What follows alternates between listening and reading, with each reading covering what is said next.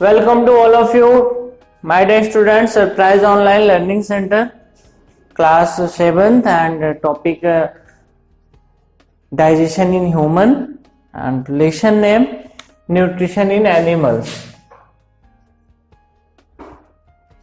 Nutrition in animals, ठीक है, nutrition in animals. ठीक, तो आइए चलते हैं। हम इंट्रोडक्शन इसके पहले पढ़ चुके थे, प्रीवियस वीडियोज में इंट्रोडक्शन के बारे में पढ़ चुके थे। तो आइए देखते हैं क्या कैसे होता है।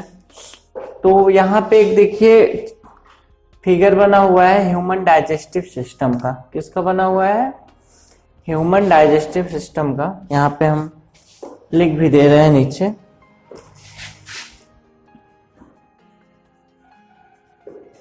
Human digestive system. ठीक, तो देखते हैं हम सबसे पहले इस पे चर्चा कर लेते हैं फिगर पे। फिगर में सबसे पहले हमारे क्या है, यहाँ पे माउथ है, ये नोज है हमारी। माउथ से क्या होता है? माउथ जो होता है, जो माउथ के अंदर का भाग होता है, उसे हम क्या कहते हैं? बकल कैविटी कहते हैं। क्या कहते हैं? Buccal cavity. मतलब कि जो खाली स्थान होता है, मुख गुहा अगर बात की जाए तो मुख गुहा कहते हैं। मुख गुहा मीन्स भोजन हमारा कहाँ से जाता है? यहीं से इंजेशन होता है। जो टेकिंग फूड की प्रोसेस होती है उसे हम इंजेशन कहते हैं। ठीक है, मतलब हम अपने हाथ से भोजन को मुंह में ले जा रहे हैं, भोजन मुंह से अंदर जा रहा है पेट में, स्टोमच में। वो प्रोसेस क्या कहलाती है? इंजेशन कहलाती है। यहाँ पे हमारे दांत पाए जाते हैं, तीत। अगर देखा जाए तो तीत का भी तो भाई डाइजेस्टिव सिस्टम में अहम रोल होता है, क्योंकि वो क्या करते हैं? सिंपल मैकेनिकली क्या कर देते हैं? फूड को तोड़ देते हैं छोटे छोटे भागों में। अब इतनी बड़ी रोटी होती है, थोड़ा थोड़ा खाते हैं, उसके बाद वो क्या करते हैं? एकदम से ग्राइंड कर देते हैं, एक तरह से पीस देते हैं। तो अगर हम तीत की बात करें, आप जब छोटे थे, इन्फेंट्स ना, बच्चे थे, जब आप में क्या था? मिल्क टीथ था ना, मिल्क टीथ था। लेकिन जब आप बड़े हुए, वो जितने भी दूध के दांत थे वो सब टूट गए जब आप खाना खाने लगे। ठीक, तो उस समय एक जितने भी चिल्ड्रंस होते सब में प्रोसेस होती है कि पहले दूध वाला दांत निकलता है, उसके बाद जो है वो परमानेंट होता है। ठीक है, तो टूट जाता है, टूटने के बाद फिर परमानेंट हमारा निकलता है। तो ये तो हो गई बात दांत की आपके। ठीक है, टीथ की बात हो गई।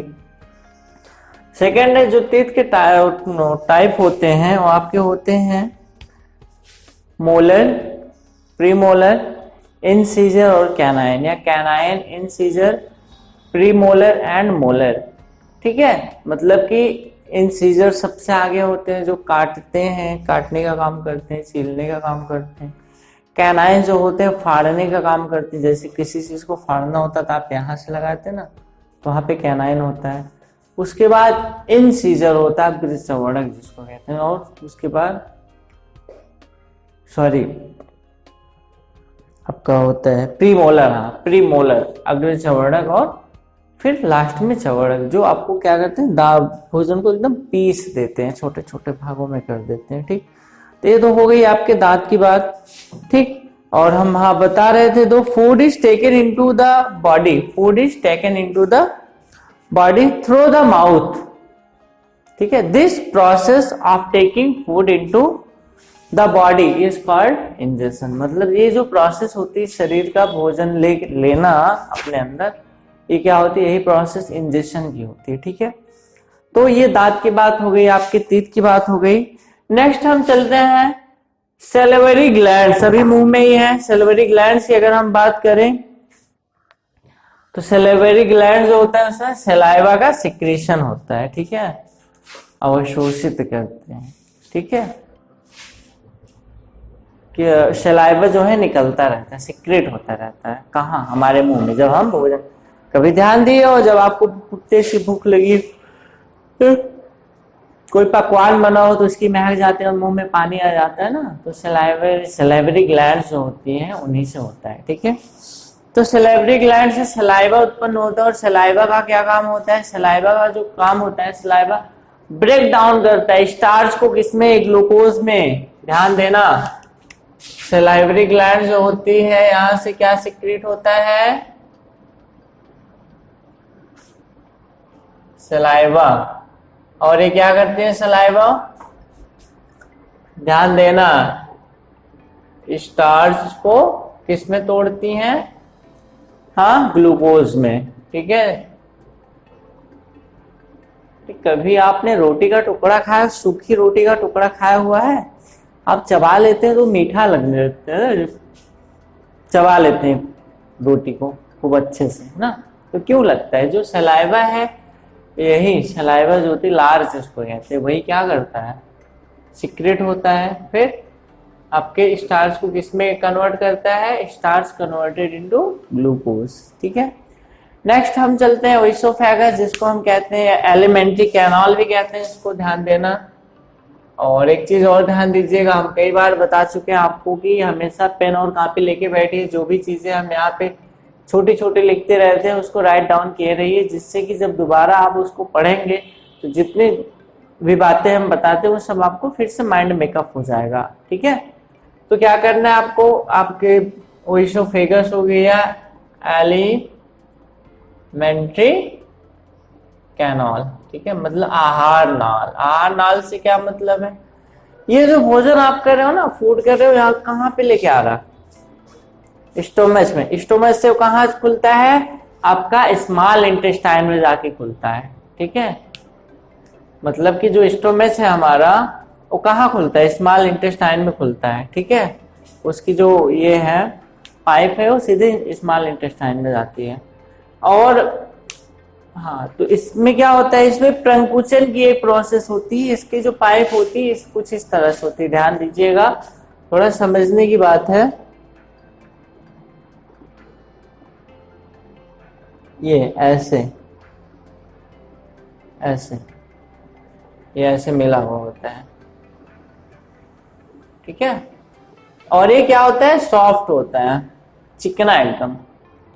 और भोजन हमेशा जब लार में मिल जाता है तो और चिकना हो जाता है। लार जो होता है चिकना होता है, जब भोजन उसमें मिल जाता है, जब हम पूछते हैं और चिकना हो जाता है और फिसलते हुए चला जाता है। इसमें से कहाँ जाता है? स्टोमच में। कहाँ जाता है? स्टोमच में, पेट में जाता है। तो ये क्या होते हैं? स्प्रिंकल टाइप के होते हैं, एक तरह से कुंडलित होते हैं। ठीक है, फिसलते हुए चले जाते हैं। ठीक, ये बात हो गई आपके किसकी? आहार नाल की, एलिमेंट्री कैनाल की। एलिमेंट्री कैनाल क्या होती है? और हाँ, एक चीज और बता दें, अगर हम टंग की बात इसी में कर लें, जो टंग होता है, टंग इस तरह का होता है ना, और बैक में जाके मांसपेशियों से जुड़ा हुआ होता है, तो इस पे अलग अलग कलिकाएं होती हैं, स्वाद कलिकाएं ऐसे बनी होती है, जो अलग अलग स्वाद के लिए क्या होती हैं? रिस्पॉन्सिबल होती हैं। क्या होती हैं? रिस्पॉन्सिबल होती हैं, मतलब जिम्मेदार होती हैं। ठीक है, उसके बाद आते हैं हम स्टोमच में, पेट। ये ठीक है, पेट की बात अगर हम करें तो पेट में सीधे आपका क्या हुआ है? जो एलिमेंट्री कैनाल से भोजन आ रहा है, कहाँ जा रहा है? पेट में आ रहा है ना, हमारे पेट में ही आ रहा है। ठीक है, पेट में तो आ रहा है, और यहाँ पे क्या होगा? यहाँ पे आपका जो स्टोमच है ये जे शेप में होता है। किस शेप में होता है? जे शेप में होता है। उसकी वॉल जो होती है बहुत थिक होती है, बहुत मोटी वाल होती है। ठीक है, और इसमें तमाम तरह के जूस, जैसे हाइड्रोक्लोरिक HCl, ठीक है, हाइड्रोक्लोरिक, म्यूकस और डाइजेस्टिव जूस। म्यूकस क्या होता है? म्यूकस एक तरल पदार्थ होता है, वो सिक्रेट होता है इनकी कहाँ से? इनकी दीवारों से, इनकी वाल से। ठीक है, इसकी वाल से सिक्रेट होता है और एक लेयर बना लेता है। ठीक है, जिससे कि जो HCl होते हैं और ये डाइजेस्टिव जूस होते हैं, HCl में हाइड्रोक्लोरिक एसिड। ठीक है, हाइड्रोक्लोरिक एसिड होता है, अम्ल होता है, उनका क्या काम होता है? जब भोजन यहाँ आ गया तो इसमें हाइड्रोक्लोरिक अम्ल और डाइजेस्टिव जूस सब मिल जाते हैं, और भोजन में अगर कोई माइक्रो ऑर्गेनिज्म आया है भोजन के साथ, बैक्टीरिया आया है, तो उसको क्या करते हैं? मार देते हैं। और ध्यान देना, यहाँ पे म्यूकस की लेयर क्यों बनती? क्योंकि जिससे जो हमारा एसिड है, हाइड्रोक्लोरिक एसिड है, वो हमारे इस पे हमारी त्वचा पे कोई प्रभाव ना डाल सके, इसीलिए म्यूकस की लेयर बन जाती है वहां पे, ठीक है। और जब डाइजेशन कंप्लीट हो जाता है तो भी एज अ अपशिष्ट के रूप में निकल जाता है, ठीक। तो ये आपका HCl डाइजेस्टिव जूस और आपका म्यूकस, हाँ म्यूकस, ये 3 चीजें हो गई। और यहाँ पे एक चीज और ध्यान दीजिएगा, जो डाइजेस्टिव जूस होता है वो प्रोटीन को क्या करता है, सिंपलर फॉर्म में क्या करता है, कन्वर्ट कर देता है, सिंपलर फॉर्म में कन्वर्ट कर देता है। किसको, प्रोटीन को। कौन, डाइजेस्टिव जूस। उसके बाद आपका चलते हैं हम, ये आपका स्मॉल इंटेस्टाइन, सॉरी हाँ स्टोमच हो गया, स्मॉल इंटेस्टाइन। स्मॉल इंटेस्टाइन में चलने से पहले हम ये बात जान लेते हैं, स्मॉल इंटेस्टाइन हमारी 7.5 मीटर क्या होती, लॉन्ग होती है। ये यहाँ पे देखिए स्मॉल इंटेस्टाइन लिखा गया ना, 7.5 मीटर, ठीक, इतनी लॉन्ग होती है, ठीक। और ये जो है ये 1.5 ही होती है, जो लार्ज इंटेस्टाइन होती है। लेकिन स्मॉल इंटेस्टाइन को ये तो हालांकि इससे लंबी है, लेकिन जो विड्थ होती है, चौड़ाई होती है, उसमें इन दोनों में डिफरेंस है, इसीलिए इसे लार्ज कहते हैं और उसको स्मॉल कहते हैं, ठीक है। तो स्मॉल इंटेस्टाइन हमारी क्या है, 7.5 मीटर लंबी है, ठीक है। हाँ, और एक चीज और ध्यान देना, स्मॉल इंटेस्टाइन से क्या निकलता है, बाइल, बाइल का सिक्रीशन होता है, सिक्रेट होता है, निकलता है बाइल जूस, मतलब कि पित्त रस, जो कहाँ पे जाता है, पित्ताशय में जाता है। और पित्त रस का क्या काम होता है, पित्त का काम होता है फैट को डाइजेस्ट करना। जो हमारे शरीर में फैट होता है या जो हम खाते हैं फैट, उसे क्या करता है, वो डाइजेस्ट करता है, ठीक है। और इसी में हाँ पैनक्रियाज, जो अग्न्याशय है, अग्न्याशयी रस निकलता है अग्नाशय से, वो भी यहीं पे होते हैं। यहाँ पे देखिए ये पैनक्रियाज होता है, ठीक है। ये यहाँ से भी जूस सिक्रेट होता है और जाता है कहाँ पे, स्मॉल इंटेस्टाइन में। स्मॉल इंटेस्टाइन में जब डाइजेस्ट हो जाता है भोजन तो लार्ज इंटेस्टाइन में जाता है। लार्ज इंटेस्टाइन में क्या होता है, जो हमारी लार्ज इंटेस्टाइन होती है उसमें क्या होता है, उसमें एब्जॉर्प्शन होता है, किसका, उसमें तमाम तरह की विलाई पाई जाती है, ठीक है। जो स्मॉल इंटेस्टाइन है, सॉरी लार्ज इंटेस्टाइन है आपका, लार्ज इंटेस्टाइन में विलाई पाई जाती है, VILLI, फिंगर लाइक, हमारी अंगुलियों के जैसे होती है, बहुत सारी होती है, ठीक है। ये क्या करती हैं, डाइजेस्टिव भोजन में जो न्यूट्रिएंट्स होते हैं उसको एब्जॉर्ब करती हैं, एब्जॉर्ब करके बहुत पतली पतली नलिकाओं से जुड़ी होती है, किससे, ब्लड वेसल से, ब्लड वाहिनिकाओं से, और ब्लड में मिल जाती है। ब्लड में मिल जाने के बाद पूरे शरीर में चली जाती है, मतलब हमारे शरीर का जो भोजन है उसका पाचन हो गया। पाचन होने के बाद क्या हुआ, विलाई में, लार्ज इंटेस्टाइन है, लार्ज इंटेस्टाइन से विलाई में जाएंगे, विलाई के द्वारा सिक्रेट कर ले जाएंगे, अवशोषित कर ले जाएंगे, ठीक है। अवशोषित करके उनको भेज दिया जाएगा। और उसके बाद जो आपका ये है लार्ज इंटेस्टाइन है, इसमें एक चीज और होती है लार्ज इंटेस्टाइन में,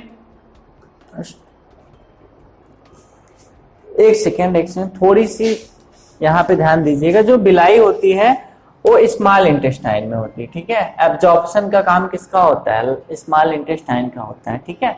एब्जॉर्ब करती हैं और जो हमारे न्यूट्रिएंट्स होते हैं उन्हें ब्लड तक पहुंचाती हैं, ठीक। लेकिन लार्ज इंटेस्टाइन की अगर बात करें तो लार्ज इंटेस्टाइन पचे हुए भोजन को ले जाता है। अब जो बच गया, जो स्मॉल इंटेस्टाइन से बच गया, वो लार्ज इंटेस्टाइन में जाएगा। ये देखिए लार्ज इंटेस्टाइन है, लार्ज इंटेस्टाइन में भोजन जाएगा तो इसमें जो साल्ट्स होते हैं, क्या होते हैं, जो साल्ट होते हैं, ठीक है, अनडाइजेस्टेड फूड होते हैं मटेरियल, उसमें वेस्ट पासेस, तो जो साल्ट वगैरह होते हैं इनको क्या करते हैं, एब्जॉर्ब कर लेते हैं। बाकी जो वेस्ट मटेरियल होता है उसे क्या करते हैं, ये जाने देते हैं। रेक्टम में जाता है, रेक्टम से आपका एनस में जाके बाहर निकल जाता है, ठीक। तो इतनी सारी प्रोसेसेस है इसकी, ठीक। और उसके बाद है ग्रास ईटिंग एनिमल्स। अगर हम बात, ये देखिए आप सब बना भी चुके होंगे और समझ भी गए होंगे क्या कैसे इसकी प्रोसेसिंग होती है, इसको मिटा दे रहे हैं। उसके बाद हम बता रहे हैं ग्रास ईटिंग एनिमल्स के बारे में। ग्रास ईटिंग एनिमल्स की क्या खासियत होती है, उसके बारे में हम बताएं, उनका डाइजेशन कैसा होता है। ठीक है, यहाँ पे डालते हैं ग्रास ईटिंग एनिमल्स। ठीक है, ग्रास ईटिंग एनिमल्स में र्यूमिनेंट्स कहा जाता है। ठीक है, र्यूमिनेंट्स क्या होते हैं, हम कल प्रीवियस वीडियोस में आपको बताए थे कि जो ग्रास ईटिंग एनिमल्स होते हैं सबसे पहले अपना भोजन खा लेते हैं खूब जोर से। ठीक है, खूब जल्दी जल्दी खा लेंगे। ठीक, लेकिन खाने के बाद क्या करते हैं, खाने के बाद भोजन को फिर से वो चबाते हैं, एक तरह समझ लीजिए कि स्टोर करते हैं भोजन को। क्या करते हैं, स्टोर करते हैं, लेकिन बाद में उसको च्यू करते हैं। पहले तो कड, वो जो प्रोसेस होती है उसे कड कहते हैं। ठीक है, अगर हम बात करें कड की, तो the food gets partially digested and it's called cud, but later the curd returns to the mouth in small lumps and the animals chews it. The process is called rumination. ठीक है, rumination कहते हैं, और ऐसे जानवरों को ruminants कहते हैं। ठीक है, इसमें ये प्रोसेस क्यों होती है, क्योंकि सेलुलोज पाया जाता है। सेलुलोज जो होता है उसी की वजह से इन्हें दोबारा से उसको क्या करना पड़ता है, खाना पड़ता है, खा के पचाना पड़ता है। ठीक है, एक तरह से अभी कहें तो जुगाली करते रहते ना, मतलब कुछ खा नहीं रहे फिर भी मुंह उनका चल रहा है, तो प्रोसेस क्या होती है, रूमिनेंट्स। ऐसे जानवर रूमिनेशन कहते हैं, और ऐसे जानवरों को क्या कहते हैं, रूमिनेंट्स एनिमल्स कहते हैं। ठीक है, और नेक्स्ट चलते हैं अमीबा में। अमीबा में क्या होती है, feeding and digestion in amoeba. तो amoeba it is a microscopic organism. क्या है, it is a microscopic organism. ठीक है, तो क्या करते हैं, अमीबा का जो शेप होता है ऐसे ऐसे होता है। ठीक है, सपोज दैट उसे कोई प्रे मिला, शिकार मिला, तो क्या करेगा, मान लीजिए कि शिकार इसका यहाँ पे है ऐसे। ठीक है, अब इसको अमीबा को खाना है, तो अमीबा क्या करेगी, इनमें संकुचन होता है, तो उसे संकुचन से यहाँ आ जाएगी। फिर यहाँ आने के बाद क्या करेगी, धीरे धीरे इसको क्या करेगी, ऐसे ऐसे घेर लेगी। ठीक है, ऐसे इस प्रोसेस में, और फिर धीरे धीरे क्या करेगी, नेक्स्ट प्रोसेस में ध्यान देखिएगा, नेक्स्ट प्रोसेस में क्या करेगी, प्रे यही है, भोजन यही है, एकदम इस तरह से इसको घेर लेगी। हाँ, एकदम इस तरह से। फिर नेक्स्ट प्रोसेस में क्या करेगी, अपने अंदर ले लेगी और पचा के फिर ऐसे इसको क्या करेगी, मान लीजिए भोजन डाइजेस्ट हो गया अमीबा में, डाइजेस्ट होने के बाद क्या करेगी, यहाँ लेके आएगी। ठीक है, ये आपका सेंट्रोल न्यूक्लियस है। उसके बाद ये मतलब बाहर निकालने की प्रोसेस ऐसे होती है। ऐसे देख सकते हैं, ये जो शिकार है इसका, ये अमीबा का केंद्रक है। फिर शिकार आया, यहाँ आया, फिर यहाँ आया, फिर पच गया, और जो वेस्ट मटेरियल है ऐसे ऐसे निकल गया बाहर। तो ये अमीबा की प्रोसेस होती है। ठीक, तो ये लेसन आपका खत्म। अगर कोई भी समस्या आ रही, कोई भी प्रॉब्लम्स आ रही, तो आप कमेंट बॉक्स में कमेंट कर सकते हैं, उसका सॉल्यूशन आपको दिया जाएगा। फिर नेक्स्ट वीडियो में हम एक्सरसाइज के साथ मिलते हैं। Thank you.